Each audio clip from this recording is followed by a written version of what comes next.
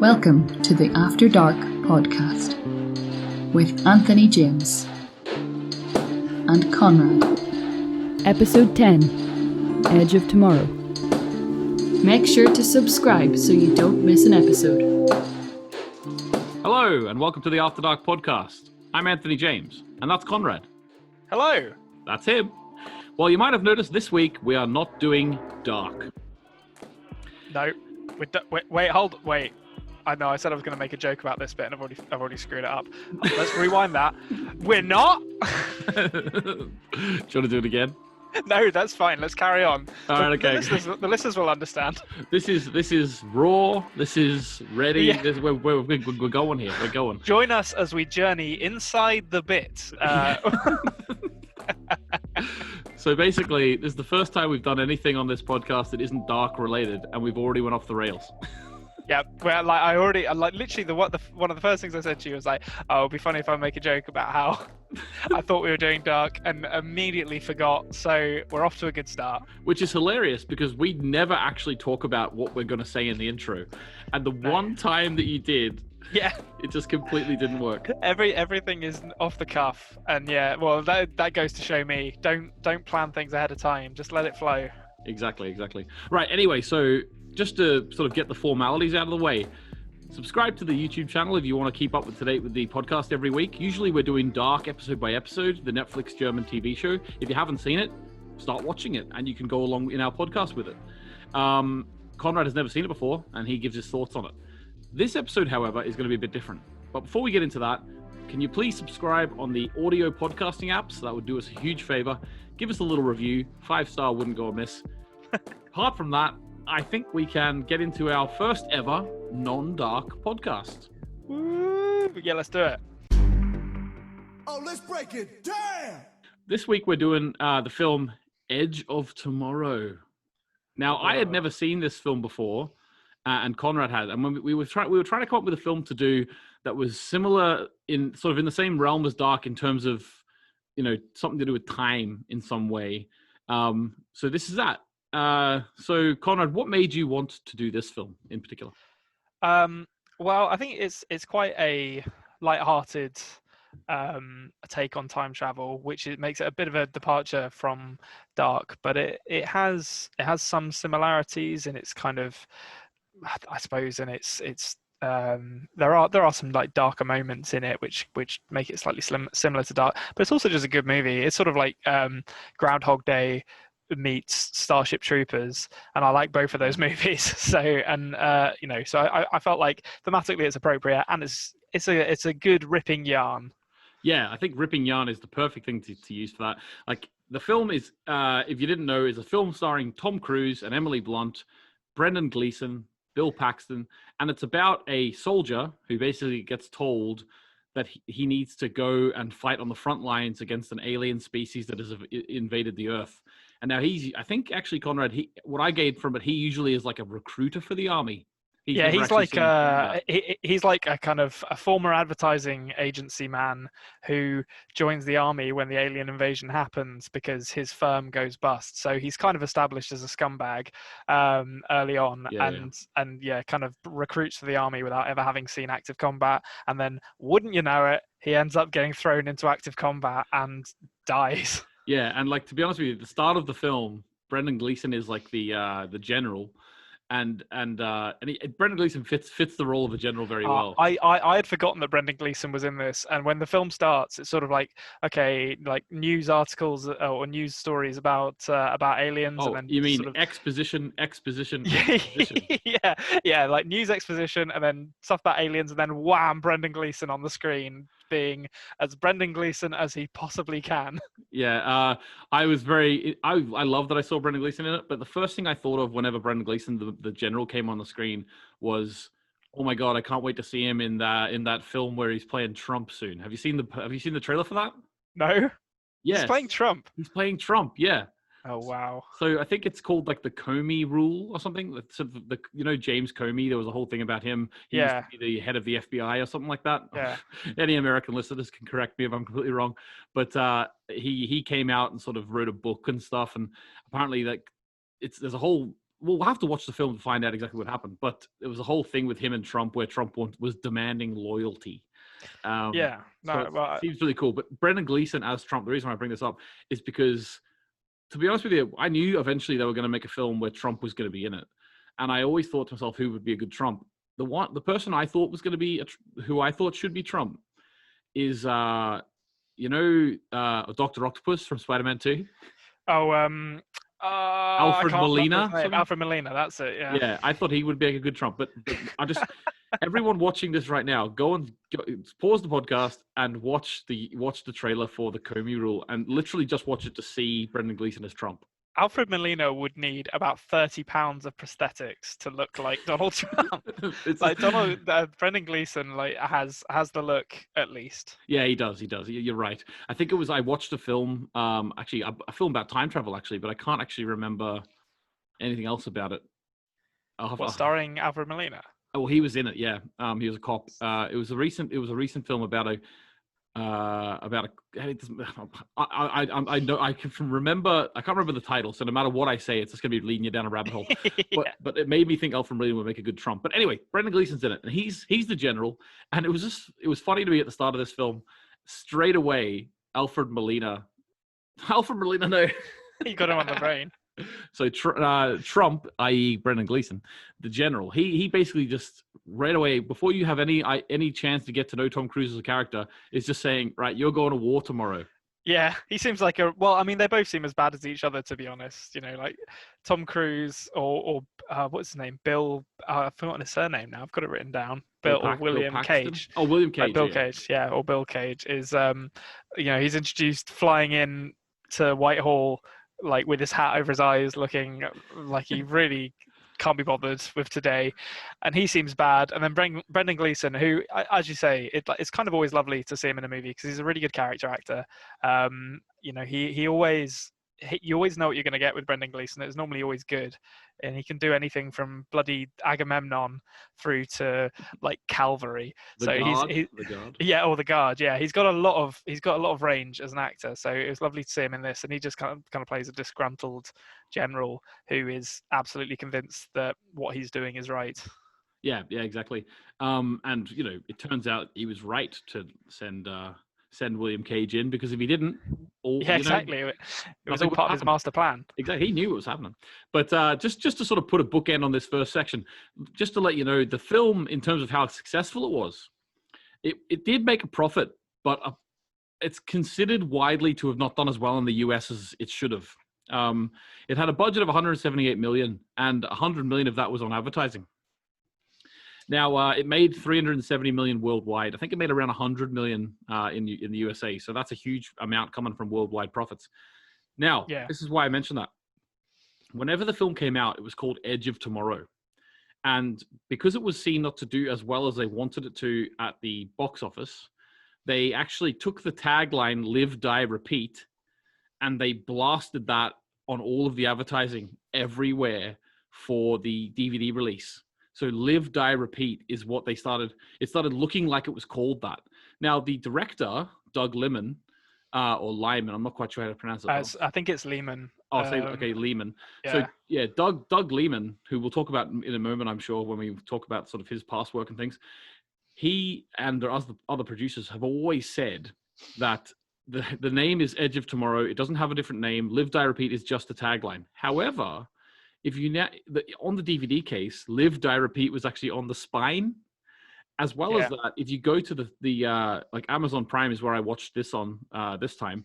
It says Live, Die, Repeat : Edge of Tomorrow, as if Edge of Tomorrow is the subtitle. Yeah, they really fussed with the title of this, and it's weird for them to do it after it's had its release and what is kind of expected to be its major market, i.e. North America. But for whatever reason they did, and it just makes it incredibly confusing when you talk about this movie, because it's called different things in different places. And you know, Konrad, what's even more confusing is that even though they claim still that isn't the name of the film, Live, Die, Repeat, there's a sequel coming out called Live, Die, Repeat, and Repeat. Oh, okay. I didn't actually know they were making a sequel to this. That's really funny. That's got some sort of Die Hard with a Vengeance or Die Harder vibes to it. I'm Yeah, a big fan of a sequel that doesn't put the just a number at the end of it, and instead tries to do something weird with the title. How's that yeah, going to work? I guess the aliens turn up again, or maybe we're going to their home planet this time. Who can say? yeah. Going to their own planet, plant Yeah, our own Omega. yeah. It's yeah, it's gonna be interesting to see. The general cast of this as well. There was a lot of sort of prominent actors throughout the ensemble. I mean, they had a couple of English actors, like there was a guy called Tony Way, and also Yeah. Noah Taylor as well. Tony Way is he plays in Game of Thrones the Sir Dontos, who Yeah, said Sedontos. I was wondering if you spot him. yeah, and then there's also Noah Taylor. Noah Taylor. He plays the Dr. Carter. You know, the one who they go to sort of get the map Yeah, of where the Omega is. He yeah. I actually, couldn't remember his character's name from Game of Thrones. I can't. He works for the Boltons. I remember that much, but I can't remember what he was called. Yeah, it's on the tip of my tongue, but I can't remember either. He's the one who is credited with cutting Jamie Lannister's hand off. So Yes, yeah. He's one of the no, I can't even remember it. Like it's too long in the past for me to remember that character's name. But yeah, he works for the Boltons and he's a real piece of work. But he's not yeah, in this. He's just a nice northern scientist. yeah, exactly. But that made me think that this must have been shot in England or in London because all of these like English character actors are popping up in the cast. And you know, I was exactly right. It was shot in Leavesden Studios, where Harry Potter was filmed. Oh, I didn't know that. That's interesting. Yeah, up Yeah, near that would I think certainly it's make sense. up near Watford, northwest London. Yeah. Yeah, so yeah, it makes sense. It's got a great cast as well. I mean, I am a big fan of Emily Blunt. I think she's amazing in pretty much everything she's in. Yeah, I mean, obviously, like most recently, most people will know her from A Quiet Place, but uh-huh. she did Sicario before Looper. that. Which was she in Looper? I don't remember her in that. It's been a Yeah, while since I've seen Looper, to be fair. yeah, But she was in Looper. She was in the Adjustment Bureau. yep, she was in that, and yeah, Mary Poppins Returns as well, which you know. I actually didn't see Mary Poppins Returns. You know, I liked that movie. I feel like it went under the radar for a lot of people, but I enjoyed it. It was, you know, when you get the guy who directed Chicago to make a Mary Poppins musical starring Emily Blunt, Lin-Manuel Miranda, and Ben Whishaw, to me, you know, you're doing all right. That's some good Yeah, casting and some good yeah. people involved. I need to watch it. Like I'm obviously it's a childhood film of mine, Mary Poppins. So I'd like to Yeah. watch it and see how they did. Just before we sort of kick right into high gear in terms of talking about the plot of the film, Doug Liman. Are you aware of Doug Liman in the past, the director of this film? Did you? Yeah, so he directed a movie in the 90s called Swingers, which Yeah. was kind Okay. of like, I think, really where Vince Vaughn kind of got his break. And it's Mhm. funny actually, if you look at the kind of technical stuff on this, Doug Liman did, I mean, he's done other stuff as well, but Swingers is what I knew him from, which is quite different to this movie, or very different from a plot perspective, but just genre as well, or tone. But then Yeah. it's also, it was written or co-written by Christopher McQuarrie, who did like, so that's an Oscar-winning writer they've got there, because he did The Mhm. Usual Suspects. And then the cinematographer is Dion Beebe, who won an Oscar for Memoirs of a Geisha. So like, there's a ridiculous amount of talent like working on this film. Yeah, in front of the camera and behind. Yeah.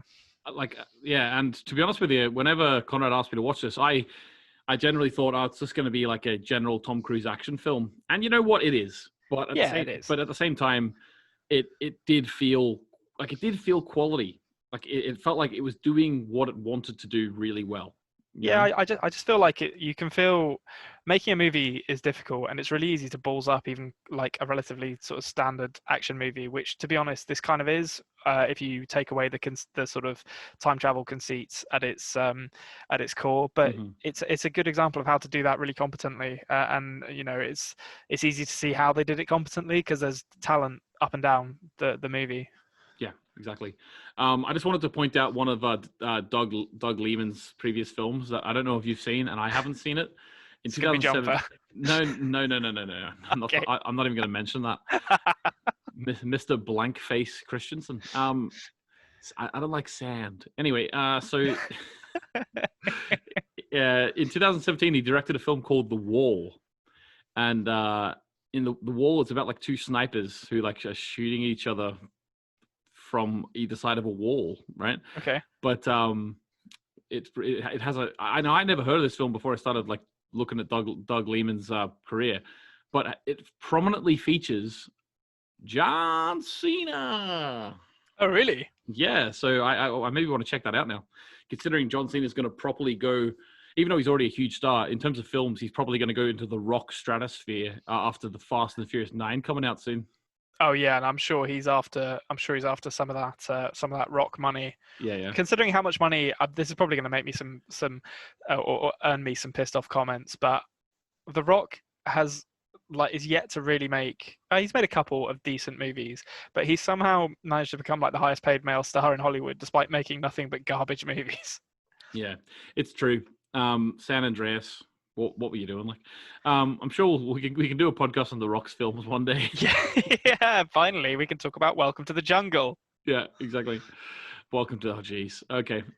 So, all right. So the film is about, as we said, Tom Cruise's character William Cage. He goes into combat. Now, they're going up against an alien race that are called the Mimics, and they really we'll talk about the Mimics like sort of design later on, but they're sort of a really cool squid-like alien. Yeah. And obviously this is terrifying for William Cage, and he sort of isn't able to do anything. He gets plopped down.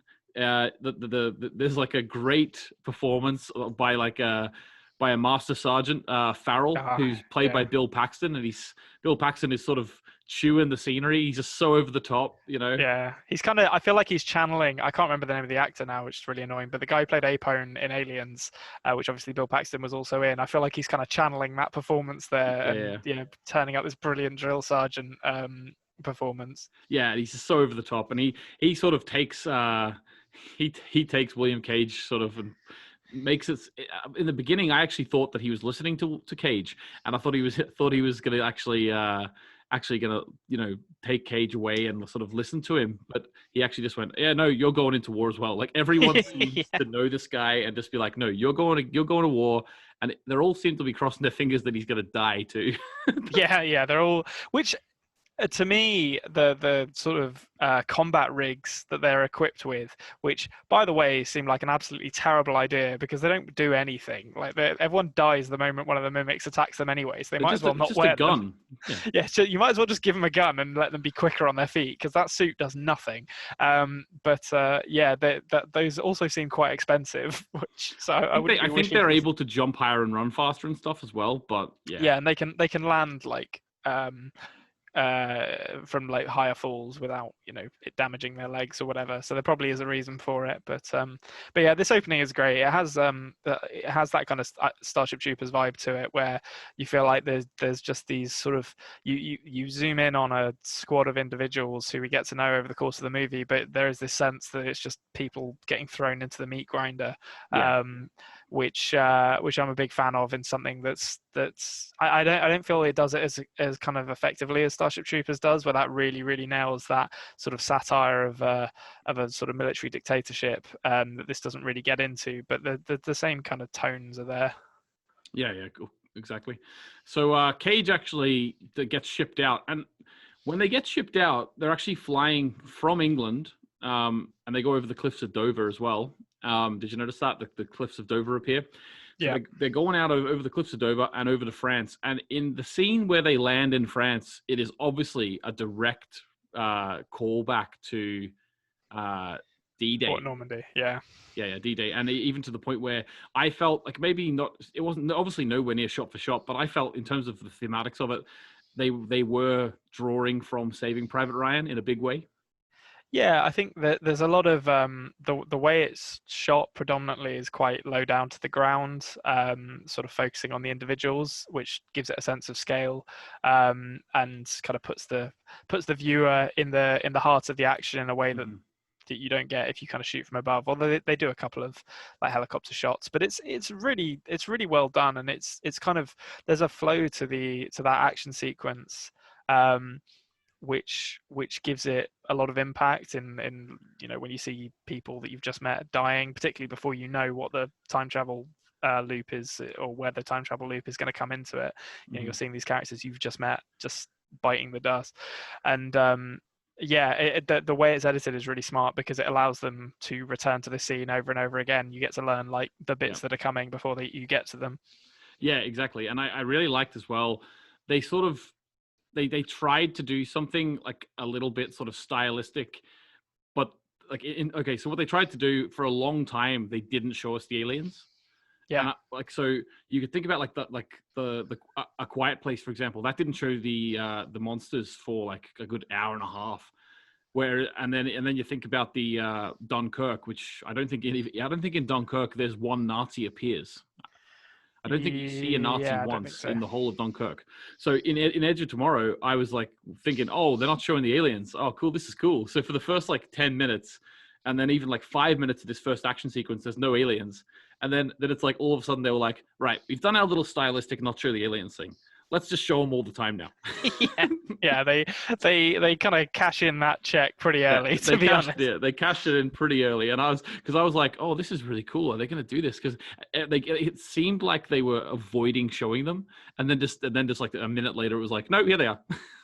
Yeah, and there's normally two reasons for that. Either the design sucks, so you have to kind of figure out smart ways of not showing them to hide the bad design, or it's done to create a sense of tension. But here, they don't really ever get into there's one scene where a bit later where they get into the sort of more horror elements of maybe like an alien or something like that. But for the most part, it's just like, nah, we're just gonna have these things charging around the place, ripping stuff up and being really loud. Yeah, exactly. And to be honest with you, that scene you're talking about later on in the film where they're sneaking through Paris, that jump scare got me. That's all I'll say. Yeah. It got me big time. Yeah, I mean, there are definitely a couple. Yeah, like Paris and the dam in Germany. They make them very dark and use a lot of negative space in the way it's shot. And they can do it. Like they definitely, they are able to leverage that tension to make it scary again.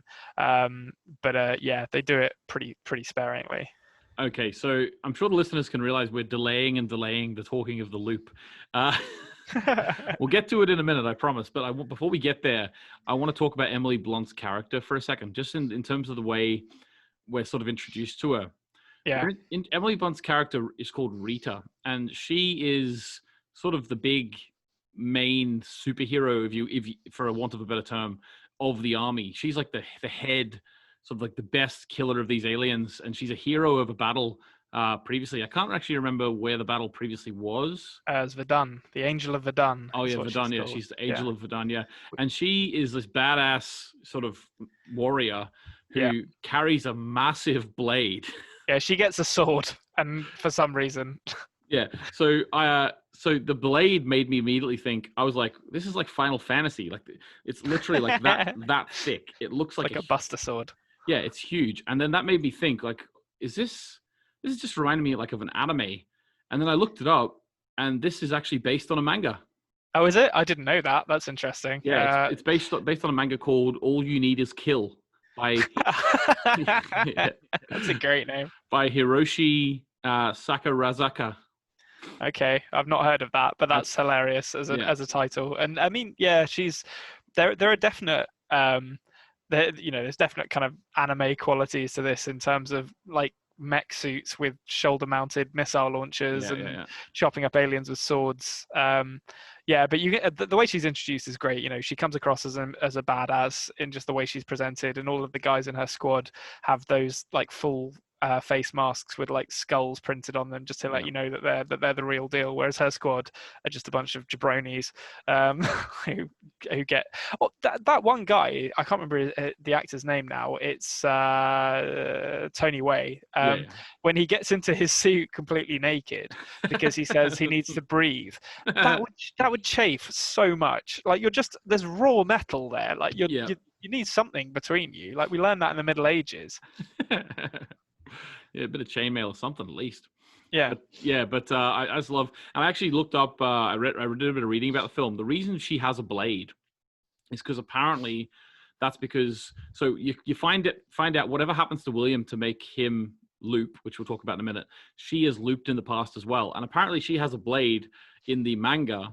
It doesn't mention this in the film, but in the manga, apparently she has a blade because she realized when she was going through the loops that it was more convenient to have a melee weapon that didn't have to be reloaded. Yeah, well, I think the aliens, they do appear to have some kind of ranged weapons, but they definitely prefer fighting up close, which does beg the question why they use kind of infantry as much as they do. It would make more sense to just have a big, big old wall of armor. Although I guess the aliens could tear up tanks as well. But yeah, have something between your infantry and them to stop them immediately getting into melee range. Yeah, exactly. And I'm just picturing her like every time she's trying to use the sword and just like going through it. It's like, okay, left swing, left swing. Then she dies. It's like, okay, next time I'll do left swing, right swing, left swing. Yeah. And it's like she's like learning how to solve a Rubik's cube. Yeah. She's Yeah. like learning how to play a song, or learning dance moves. I guess is the perfect way to describe it. Exactly.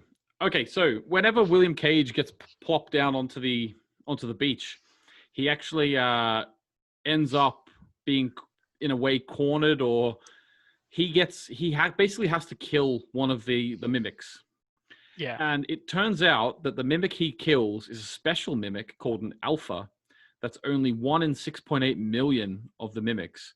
And when he kills it, the blood of the alpha, which is really cool, it's like it's like an oil acid, and when it falls on his face and it kills him, he wakes back up back in the morning where Bill Paxton is the drill sergeant again, and he sort of has to relive the day. So it turns into a Groundhog Day situation where he gets to keep reliving the day because this alpha's blood leaked on him. He sort of leached the power of these aliens, because it turns out that these aliens actually had power themselves to restart the day each time, and that's how they kept getting the upper hand on the humans. So now Tom Cruise or William Cage has this power, and he can keep resetting the day and keep having a go at it. What did you think? What's your general thoughts on this, Konrad? I thought it was pretty cool. Yeah, it's a really interesting conceit as a sort of a way to make the film more than just a kind of generic sci-fi aliens have invaded the planet kind of movie, and it makes it gives them a lot of room to have some comedy in the first half of the movie as well. And I think you can tell that for me the best part of this movie is the first half, when they're doing the sort of lighter, more Groundhog Day style stuff of him learning how to do things and dying in really funny ways, rolling underneath the van. Yeah, exactly, like rolling underneath the van, or like breaking his leg when Emily Blunt is trying to or Rita Vataski, I should say, is trying to teach him how to sword fight and just shooting him in the head like a horse. Like it's like that stuff is all, there's a lot of humor in it. And Tom Cruise, I will say this for him, I think with Tom Cruise you get what you pay for. He can do a certain thing. He's not a bad actor, but I think he's a sort of limited actor, and you need to put him in the right role as like a leading man. But in this, he does a really good job of playing his part pretty straight and letting the plot and other characters kind of make fun of his situation and sort of get some humor at his expense. Yeah, and not only that, I thought he did a good job of acting incompetent, which he doesn't usually do. Yeah, he like is willing to kind of be made fun of here, which is something he doesn't always strike me as being willing to do. Obviously, Tropic Thunder is the big example of one role where Tom Cruise just kind of went balls out. I'm going to be ridiculous in this and like look unattractive and be stupid or be a character that's completely out of left field for me. But for the most part, I feel like he's quite protective of his brand as sort of Tom Cruise TM, the leading man, and this was a little bit of a departure for that, which I really respected. I thought it was great as well. So some of those you mentioned there the idea of Emily Blunt just shooting him in the head and killing him. That came back a number of times, like, oh, we'll just reset, because they could reset the day by killing him. So basically he has to die every day. I thought that was such a cool idea, because immediately I was thinking to myself, how weird, like, I don't think I've seen that in a film or a show before, where someone's intention is to die. Yeah. It's pretty cool. But I thought to myself, every time Rita was shooting him in the head and resetting the loop, I was having a mini existential crisis, because I was like, hang on a minute. If I was her, would I shoot him in the head to reset the loop? Because in my head, I'm like, okay, so once you pass that point in time that it's going to be reset to, are you the same consciousness as you're going to be reset to, or a different consciousness? Like, are you all of a sudden going to wake up and just not remember the day that has happened but hasn't happened? Or are Yeah. you actually a separate being now? It really freaked my head out. Well, I think these are the kind of ethical questions that whereas Dark wants to kind of get into these ideas, Edge of Tomorrow simply doesn't have time for that bullshit, and it's like don't. And I think that, like, going back to what I was saying before about the first half of the film, to me being by far the best half, is that in the second half they do start getting into that a little bit with like Tom Cruise kind of. You can see like in his performance and in the writing, the fact that he is having to watch Rita Vataski die over and over again is getting to him, and it doesn't not work, but I felt like it feels like a bit of a tonal jump from the first half of the movie, where it's just like, lol, he's just going to get a load of stuff wrong and die, and it's going to be a great fun time. But so that's, I mean, it does shift at some point, and I suppose they could have gotten into that kind of existential, oh my god, is it going to be me at the start of the previous day when I kill you here there, and they don't do it, which maybe they should have done, really. Yeah, they could have mentioned it in a way. Like, yeah, they did get quite deep later on in terms of the Rita stuff. But in terms of the actual reveal that we are looping, so whenever he gets killed the first time with the oil on his head, and then, or like the blood on his head, I should say, and then he dies and he's reset. And then it's like Bill Paxton's in his face straight away. Yeah. Personally, for me, I felt this part was a little bit rushed. I thought the first reveal of the loop was it read to me like, you've all seen the trailer, yeah? Yeah, this is a time loop show. Let's hurry up and get into it. You know, it didn't actually let us dwell for any amount of time on in that second loop. The second loop was really rushed to me, and it was very much just like, yeah, this is what we're doing. Let's go quickly. Let's not dwell on it, you know? Yeah, I see what you mean. I suppose like structurally, they probably just wanted to get to the bits where he's, get to the comedy where he's doing things wrong and dying as a result of it. Yeah. But yeah, they don't spend a lot of time kind of exploring the enormity of discovering that you have died and been effectively born again. In like anything, like really they it's not in the script, it's not in the performance by Tom Cruise. It's just like he has that, what like you say, that one loop where he sort of is a bit like, oh, what's going on? Yeah. And then after that it's like, right, fine, time is looping, we'll figure this out later.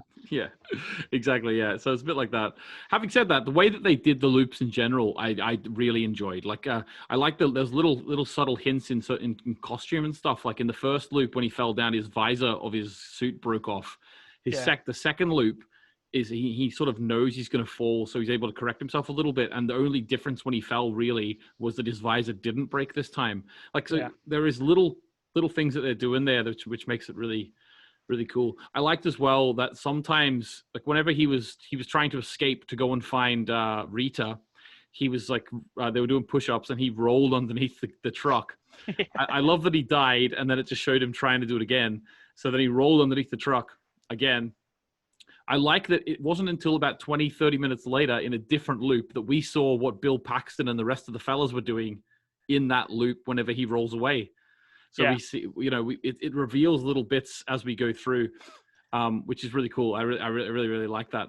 In terms of the loops in general, I thought from the start, and then I also had this sort of, I looked it up, and apparently this is why the guy wrote it, like the guy who wrote the manga. He wrote it with this in mind. But I definitely was like, this is just like playing a video game.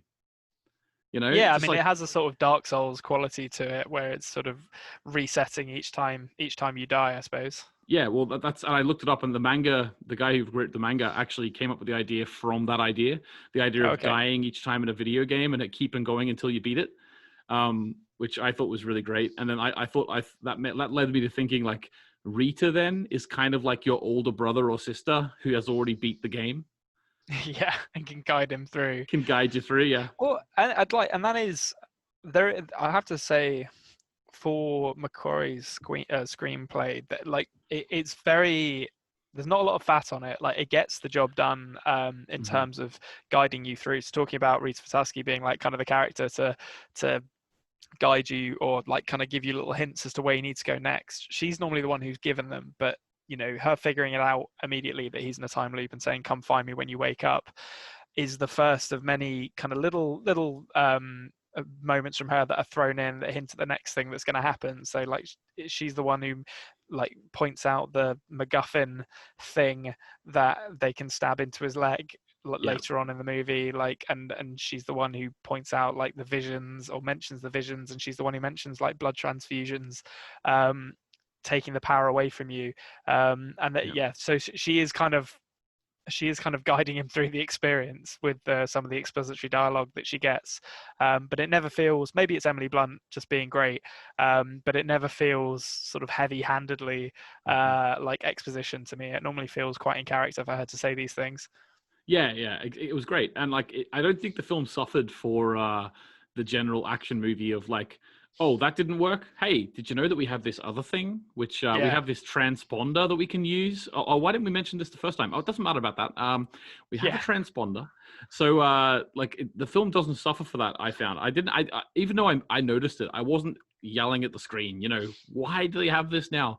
I just, it was great for me. But also the idea that he was having visions. So basically he then, they find out that there's a hub of the alien species called the Omega, which they have to destroy. And that Omega has been able to reset time. And that's where aliens have always had the upper hand. So the Omega, if they find and destroy the Omega, then they can destroy all. It's kind of like the Night King of the mimics. You kill, like they can't figure out a way to explain how they kill all the aliens in a 2-hour movie. So you kill the big one and all of the aliens die. Yeah, exactly. Except in this film, the character who had built towards killing the Omega actually kills it.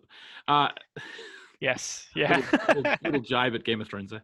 But so as they're sort of on this mission to find the Omega, there's a really cool turn in the story in that it's revealed that Cage finds out that there's no way of actually finishing the job that Emily Blunt's character Rita survives.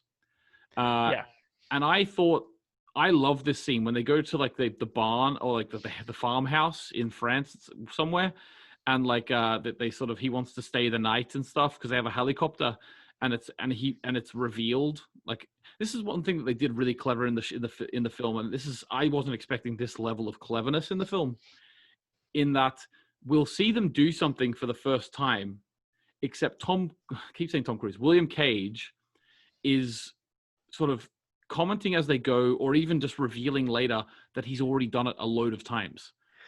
I love that we didn't see the first time he was doing stuff. Well, again, I think it kind of plays with its own script in that way. So you're never, particularly in this long stretch here, which is probably like in France, which is probably the longest scene, if you can call it that. It's a sort of collection of scenes, really, but the longest stretch of fairly long scenes in the movie. It kind of plays with that idea of like, oh, has he done this before? Or is this the first time that he's doing this? And yeah, as you say, I think, I don't want to give the impression that I didn't like the second half of the movie, because generally speaking, I think this is a really fun movie. I think the first half is more entertaining to watch, but certainly like this little stretch gives William Cage and Rita Fataschi time to kind of expand on their characters, get to know one another, and it's basically essential to the end of the movie, really. Like if you didn't have this bit, the end of the movie would be robbed of pretty much all of its depth, or robbed of all of its impact, because let's be realistic, the other guys who come with them at the end of the movie, you barely know anything about them. This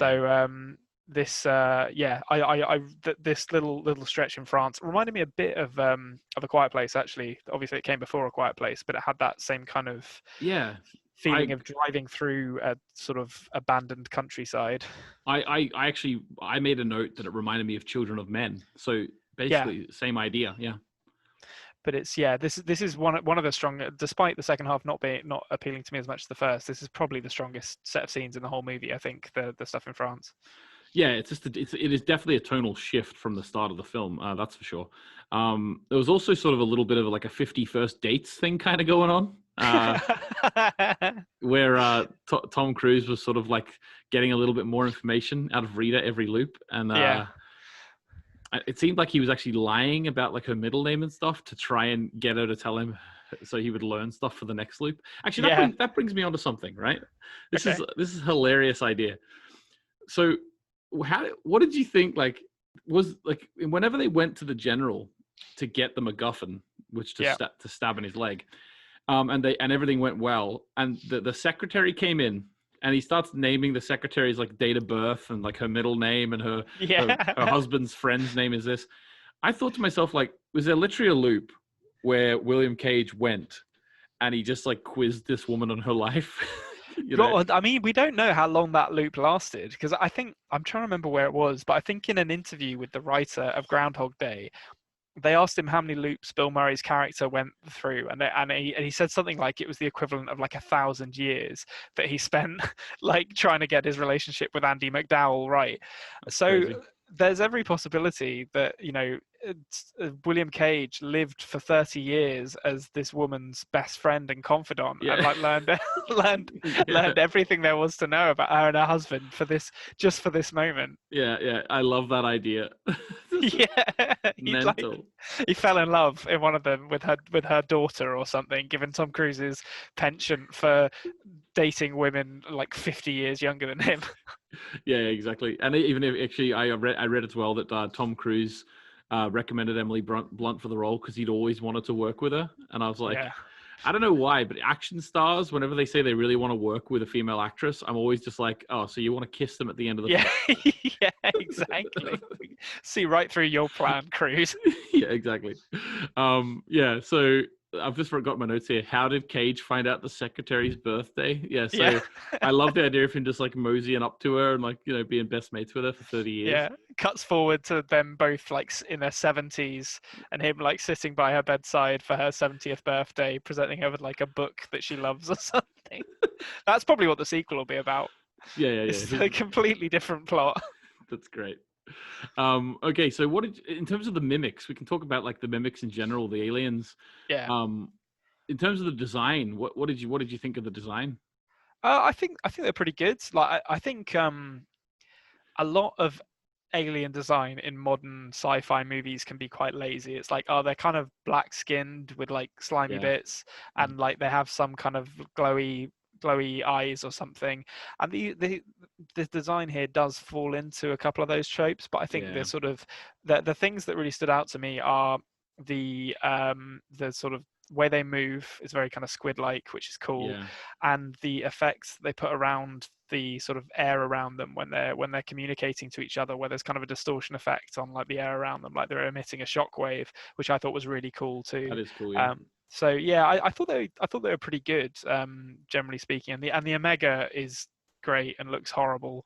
So yeah, in terms of the big bad, like that, they nailed that as well. It looks a bit like a Venus flytrap kind of. Yeah, exactly. Yeah, I thought the design was sort of akin to sort of the Matrix Sentinels in the Matrix, like crossed with maybe a bit of the Independence Day alien, crossed with a huge squid. There was a lot going on. It might surprise you to know that Guillermo del Toro actually worked on initial designs for them, and the reason why that will surprise you to know is because they clearly don't look like a Guillermo del Toro monster, and that's because they didn't use any of his designs. Oh, that seems like a waste of Guillermo del Toro's talents. Although I don't actually, does he design his own monsters? I don't know whether he oversees the design. You know what I mean? So yeah, I think I like a director like Guillermo del Toro. Definitely, I would think that he's an artist in some way. He might I'm sure if not he at least he thinks like an artist. So I'm sure he's able to really put across to his concept artist exactly what he's looking for and stuff like that. So yeah. Well, I feel like his creature design, generally speaking, has been a bit more. I suppose this isn't actually true of Pacific Rim, but in like Shape of Water and Pan's Labyrinth, it's a lot more pulpy, which maybe wouldn't have worked with this movie. But I would have been really interesting to see what he designed for that, actually, whether it would have been notably different. Because in Pacific Rim, they're kind of, I don't know, they're not very distinct. The designs in Pacific Rim, they're just big, pointy sort of dark-skinned monsters, basically.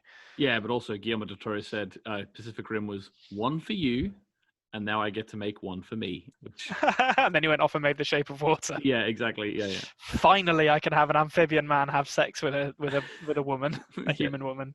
Yeah, he's living his whole life for that. Like, but also they also threw in the idea of a hive mind in a way. It was kind of like they were kind of hive mindy, which is also obviously another. I think that's becoming to a point where you could say that was a trope of alien films. Yeah, but I think it's an easy in to ending the movie in a satisfying way. Like, you don't have to have some explanation for how killing the big monster ended the invasion in a single stroke, because you just say, yeah, he killed it, and because they're all connected to the same nervous system, everything dies at the same time, which I'm prepared. I just accept that now these days. It's like, okay, fine. You don't need to show me an extra half hour of people going through fields with flamethrowers, getting rid of all of these, going rid of all these things. I don't need that in a movie. Shut them down. Yeah. Like, all you need to do is just kill the one thing. But that is a point, actually. Why did they not use flamethrowers? That feels like it would be perfect for these things. You just create like a wall of fire in front of yourself, and maybe they don't care about fire. Yeah, actually, we didn't see their interactions with fire really at all, did we? Yeah. Yeah, so maybe that would have been a way to go. But yeah, so as the film goes on and he figures out how to do everything, and they're finally able to solve the Rubik's Cube that is this alien race, how to kill them. They find out, of course, that the Omega is in the Louvre in Paris. Yeah. Of course it is. Yeah, obviously, like the aliens have to have a sense of a dynamic and an exciting setting for a final confrontation. Yeah, I just thought of, like, like a Dr. Evil in the mountain on a volcanic island. Yeah. They hide in like the most obvious place possible. Yeah, exactly. But they obviously, once they find out exactly where it is, Cage actually loses the ability to loop time. Yeah, that was always going to happen. Because there needed to be stakes. There needed to be stakes for the end of the movie. Like, the whole way through, it's great and all. Like, when you're playing a video game, you're never, you're playing, like, I don't know, The Last of Us. You're not thinking that you sitting there on the couch playing the game is going to be turned into a zombie.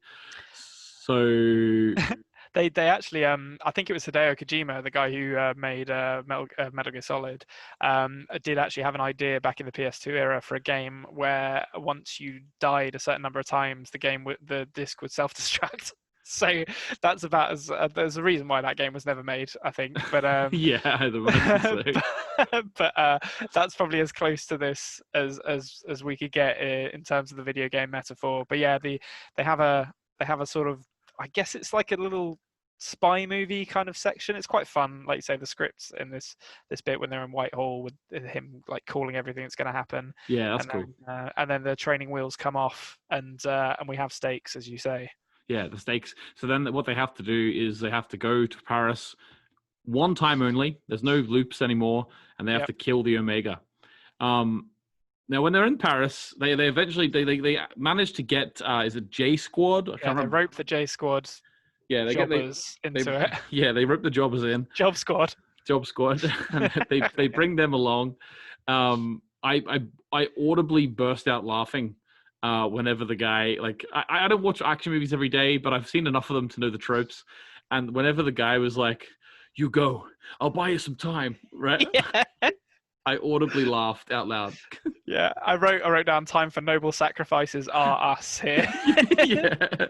They didn't even achieve anything. Like, they literally didn't delay them in the slightest. They just blew themselves up. Yeah, exactly. It was pointless. I loved, before this, when they're actually flying into Paris, the pilot of the vertibird, or whatever the hell those like four-rotored helicopters are called, he's just some random guy, like, he hasn't had any lines, and I just love the fact that they just roped some random pilot into this just so they could have someone say, like, almost there in military speak, and then immediately die when the thing is shot down. Yeah, because the J Squad they were too strong a characters to get rid of in those moments. Yeah, they couldn't thematically figure out why they'd have a pilot in the squad, I guess, like, or logistically rather. But this whole bit, I understand why they wanted to get like a supporting cast in, but I felt like these characters were, there's not. I'm going to say that they're two-dimensional. I don't know how you felt about them, like, but Definitely. Well, especially the token woman of the group. oh yeah, the woman who's tougher than you might expect from a woman. Yeah, like it was just like the most lazy characterization possible. And to be honest with you, I couldn't understand a word she said. Yeah, she had a very she had a thick drawl on her. drawl. Yeah. But I mean, there's nothing. I'm gonna say this now. There's nothing wrong with two-dimensional kind of military hard-ass characters. You know, Predator is a great example of how to make a movie about badasses who don't even have two dimensions. Many of them have one dimension. Yeah.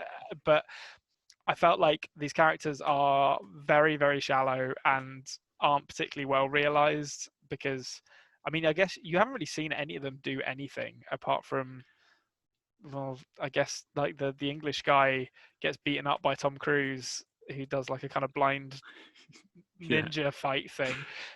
But Crouching Tiger. they're kind of. I feel like they want there to be some weight to their deaths in this scene, and there aren't really any because I don't care about any of them. And I think, to be honest with you, 99% of action films have these moments that sort of insinuate you're meant to care about these characters, but you do not. Yeah. Like I'm all for a noble sacrifice, but you have to actually make me care about the character first. Otherwise, like I'll use an example. Boromir. Like, yeah, exactly. Boromir is a great example, but I mean, so there's whenever I think of guys like directors and writers who are amazing at making me care about characters and then immediately killing them, I always think about Quentin Tarantino because he's fantastic. So if you think of like Inglourious Bastards, Michael Fassbender's character in that, literally he's introduced in one scene, he gets the amazing underground bar scene, and then he's dead. Spoilers for Inglourious Bastards for anyone who hasn't seen it. But you know, that's what you can do with an actor sort of really performing at the top of their game in a good script, and unfortunately they just don't have that here. So the sacrifices are they're just filling time basically. Yeah, exactly. Yeah, so you know, it is what it is, and they managed to get into the Louvre, and they managed to plant the mines. And when they explode, well, basically there's a sort of tense moment where Rita says to Cage, when neither of us are getting out of here, you know. Yeah. And then they go off their separate ways, and they sort of eventually get there and blow it up. Obviously, they have a little kiss. You got to have a little kiss, you know. Yeah, like they just casually fall like 50 feet, land on a car, and then share a sexually charged embrace.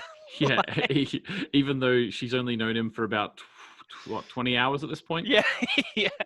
You know, just knows. Sometimes you just know. You just know. Like, if he says that you've done this thousands of times, like, who is she to go? Oh God, there are some dark paths that this could go down. Yeah, you know.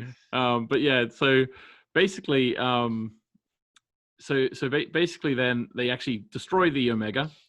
Yeah. And then twist, it actually resets them back to the day before. Yeah. And the Omega is still destroyed, and then it's the end.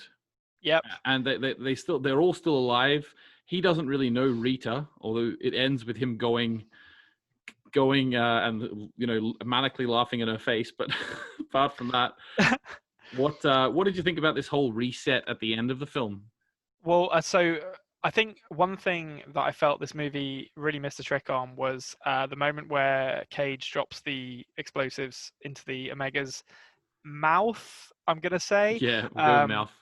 And then he gets stabbed. And as he's dying, he kind of opens his hand to show that he's pulled the pins out of all the grenades. Yeah, now, really flamboyantly.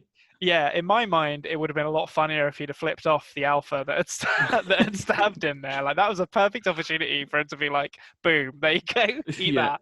He gave him the finger, but, you know, maybe that would have changed the tone of the scene a little. Would have been this great, ending, though. I watched this movie with my partner, and she was not happy with this ending. And I have to be honest, like, I you know, it's one of those endings where you can't think too hard about it. You just have to take the movie at its word. And I'm not going to get into like plot holes and stuff like that because. What's the plot hole? Well, there isn't really a plot hole, but I mean, you know, I don't want to get into like analyzing the minutiae of the internal logic of the plot because who cares? It's just the fact it resets 2 days in the past. I feel like it hasn't really been established why that happened, and it just kind of feels like a I can convenient tell way. you why it happened. All right. I've made a name on YouTube as being the guy who can answer the unanswerable questions. Okay, go on then.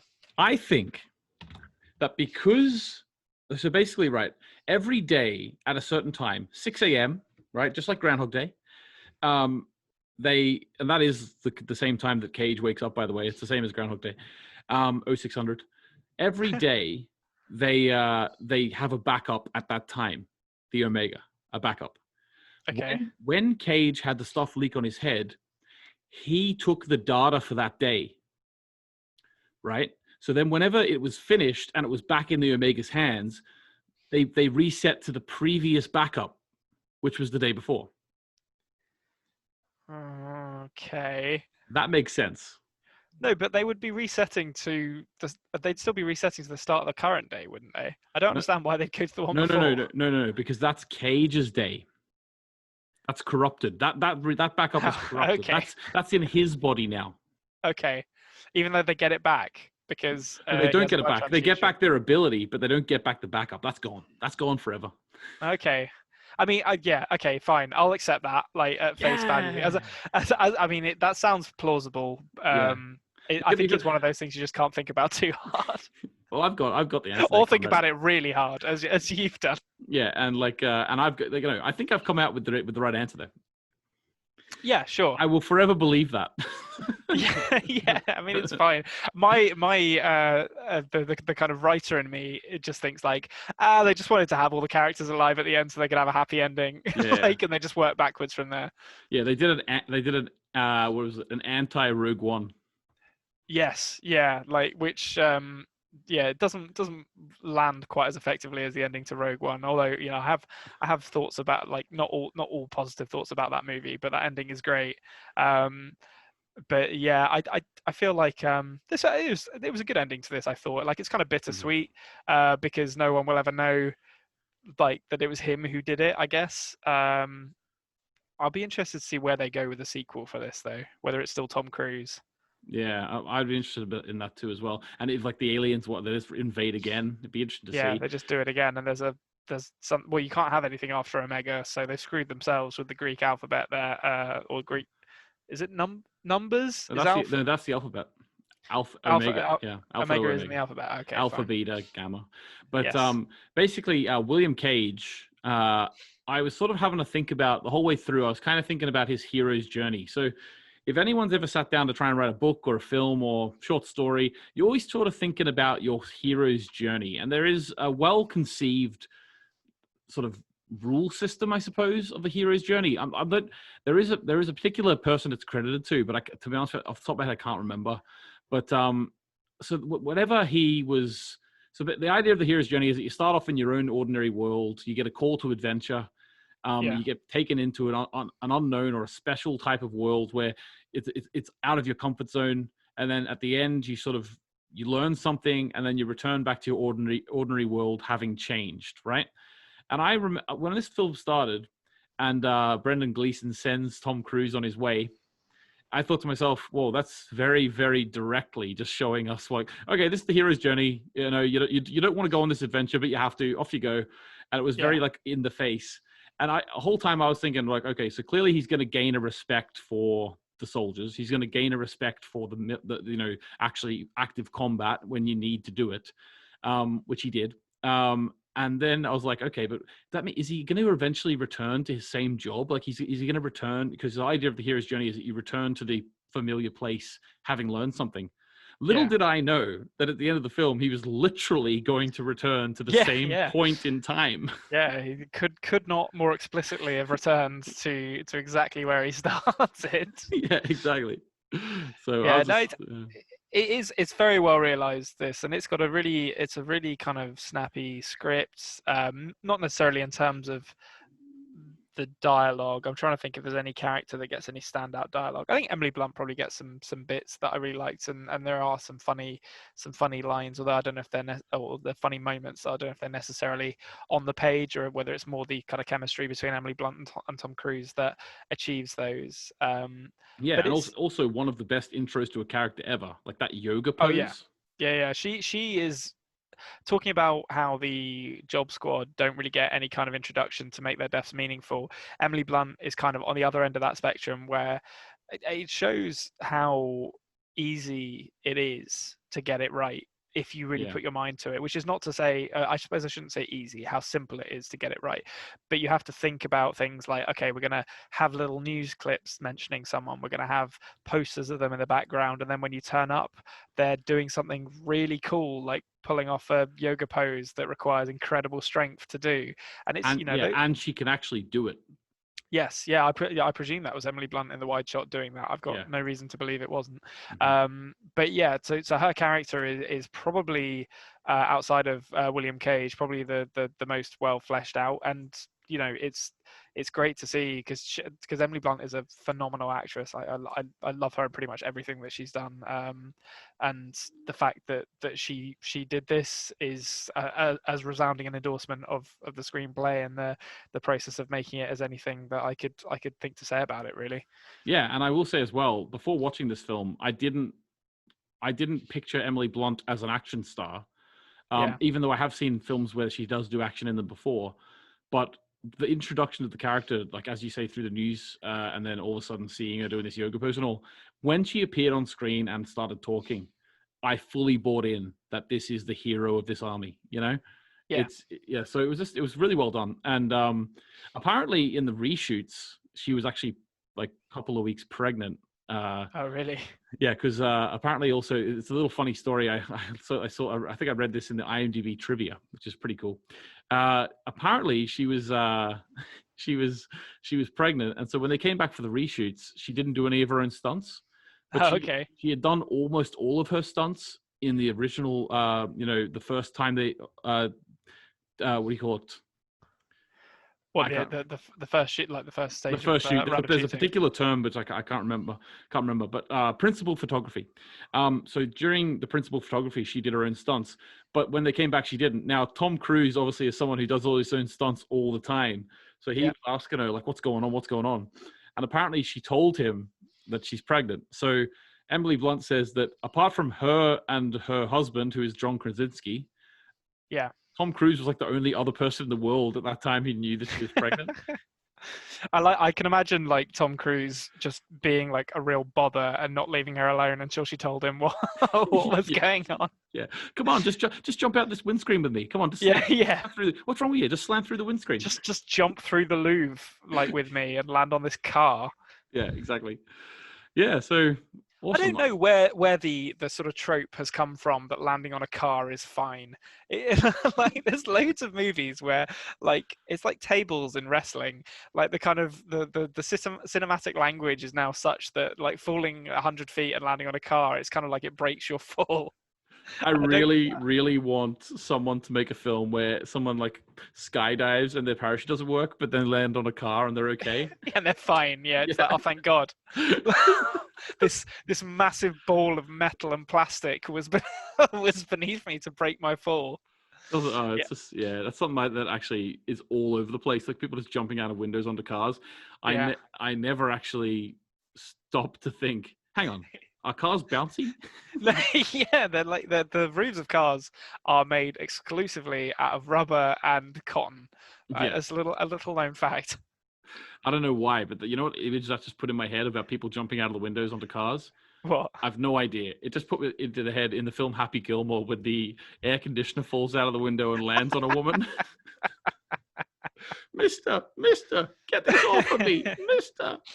Yeah, it's hilarious. That is a good movie. Ben Stiller. Yeah, like I actually is Ben Stiller in that movie? I don't remember. Yeah, he's the care home guy, and he's like he's anyway, he's like running them like a sweatshop. He's making them make blankets that he sells. Anyway, I don't remember that at all from that movie. I'm sure we'll do a podcast on Adam Sandler one day. But we should do the Two Faces of Adam Sandler. I'm sure people would like that because never has there been the duality of man is captured in Adam Sandler's film career. Yeah, it really is. Like, and even well, I'm not going to get into it, like obviously, but he's very interesting. And obviously, me and you, Konrad, are of the same generation, so we, shamelessly or not shamelessly, I don't know, but we grew up where Adam Sandler was actually a competent comedic voice in cinema. Like I remember enjoying Big Daddy. You know, I remember all these early films of Adam Sandler. You know, Big they are Daddy's all right. Yeah. they're good films, but Little Nicky, yeah, Waterboy, like there is, and to be Yeah. honest, like one of my favorite movies ever Billy is, Madison. yeah, no, it's Punch Drunk Love by Paul Oh Thomas yeah, Anderson, oh yeah. and Adam Sandler's amazing in that. Like he's a good dramatic actor. I think he just can't be bothered like 90% of the time, to be honest. He just likes going to an idyllic island with his mates for 3 months and shooting a film while he's on the beach. Shooting a movie in Disneyland or Hawaii and just getting to chill out and make money because it fails and he's insured against that. Exactly. Yeah. All right. Anyway, so that was Edge of Tomorrow, or Live, Die, Repeat, I suppose. We'll live and wait, and wait until we get Live, Die, Repeat, and Repeat, which is apparently the sequel coming out. Don't know what they're going to do with that, but I'm looking forward to it nonetheless. Have they started shooting that yet, or is it pre-production? Okay, yeah. So hopefully, I imagine they have a script. I wonder if Macquarie wrote that or not. Yeah, I'm not sure if there's too many details about it yet, but same director, so you never know. Nice. But yeah, so do you have anything else to add on Edge of Tomorrow, Konrad? No, just like if people listening have not watched it, I encourage them to do so. It is a good movie. I hadn't really thought this far ahead in this. Whether are we going to like rate these at the end of this, or I'm happy with that. We can rate them, and then eventually there might be like a spreadsheet of all our ratings. You know. All right. Well, are we doing a star system, and are we doing it out of 10 or out of 5? I'm going to leave that up.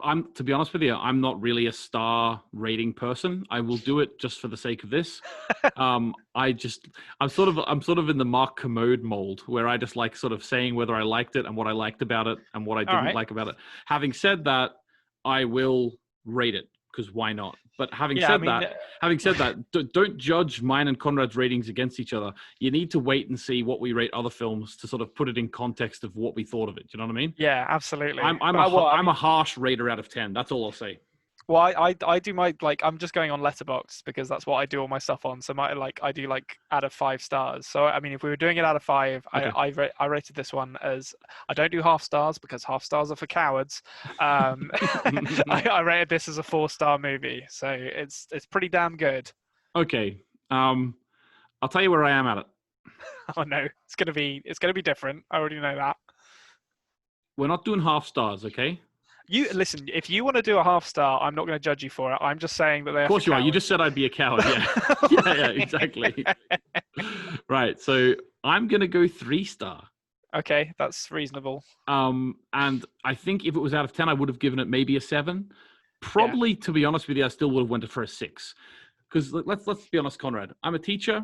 6 out of 10 or 60% is a pass. Yes, and in my mind, a good film that did what it wanted to do, but wasn't amazing, but it did what it would do. I enjoyed it. That's a pass. So this is a 6 out of 10 film, or 3-star, I suppose. We'll go with the star system. 3-star for me.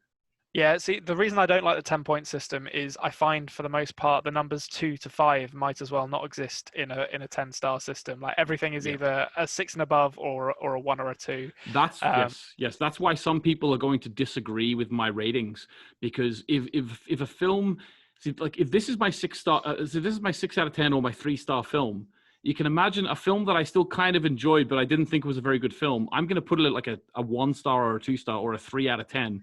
Yeah, that doesn't mean it's meritless. The only thing that's meritless to me is a 0 or a 1. You know what I mean? Yeah. Well, yeah, there we go. We've got our completely categorical and objectively correct reviews of this movie on paper now. So I look forward to everyone agreeing with those. Yeah, excellent. Okay, so let us know if there's any other films you want us to cover, any other TV shows you want us to cover. We do plan on doing more of these one-off episodes as we go. We're not always going to have to do the question and answers videos, so we want to try and get something out on a Monday and something out on a Saturday. So it really opens up putting these sort of one-off episodes in. If you're someone who's really stuck it out to the end listening to this and you haven't actually seen Edge of Tomorrow, maybe you don't want to see it now because you know the whole thing. Sorry for spoiling the movie for you. Yeah, but I would check it out. It's a really good fun film. Yeah, I stand by what I said at the beginning. It's a good ripping yarn. Tom Cruise is a decent lead. Emily Blunt is amazing, and it's worth your time, I would say. Yeah, and on a more general note about the After Dark podcast, if you're someone like me, you're looking at the title of this episode and the thumbnail of this episode, and you're really annoyed that we use the number 10 for this episode and not for the final episode of season 1 of Dark. But you know what? We thought we'd disappoint you early. So, but at some point we were gonna get out. The numbering was gonna get out of sync because we were gonna do something weird, and it would throw us off track. So we might as well do it early and disappoint everyone now. Yeah, and let's be honest. If we continue just having the main episode numbers be for the Dark stuff, well, then that would mean that the first episode of season 2 would have been episode 11, and the first episode of season 3 would have been episode 19. So that doesn't make any sense anyway. So it really doesn't matter at the end of the day. And also, this isn't a supplemental episode. This is a standalone episode on its own, and it had to be a full episode number 10. Sorry if it annoys you. Because I know you're arguing against this person who we don't know yet. No, I'm arguing. The thing is, Konrad, I'm arguing against myself because I know that if I listened to a podcast and they did this, I would be really annoyed. Well, yeah, there you go. It would eat away at me. Theoretical Anthony. How dare you have that opinion? Exactly. Right. Okay. Catch us on Monday for the episode 10 season finale. We've already recorded that. Do you want to give anyone like a 20-second sneak peek, Konrad? Stuff goes badly wrong in that. Bloody hell. Yeah. Nice one, old Jonas is all I'll say. Oh, he knows who it is now. Amazing. Okay, catch us on Monday. Thanks for listening, everyone. Goodbye. Goodbye. Thank you for listening to the After Dark podcast. Make sure you subscribe so you don't miss an episode.